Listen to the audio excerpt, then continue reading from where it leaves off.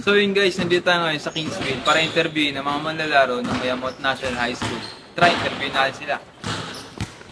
So yun mga idol, ito nga pala ang munting handog ng Carlos Page para sa gaganapin na Carlos Page Inter-School Fourth Leg.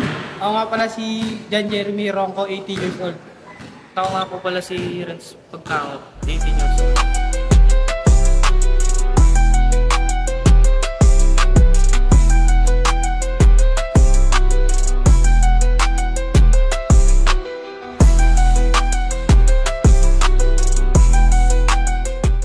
Ano ang nararamdaman nyo na pasok na kayo sa paparating na Carlos PH Inter-School Basketball Event?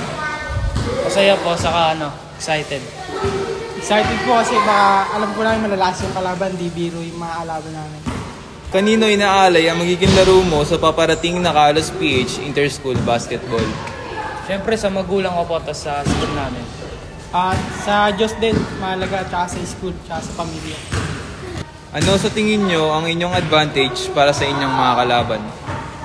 Ang advantage po namin is magandang teamwork.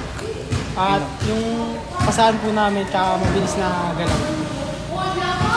Ano ang nararamdaman nyo na i-represent nyo ang inyong school sa Carlos PH Inter-School Basketball? Excited po, saka masaya din. Kasi first time lang na ma-represent yung school. Ako naman tutuwa dahil kami yung napili. Kaya dami ng gustong sumali ko.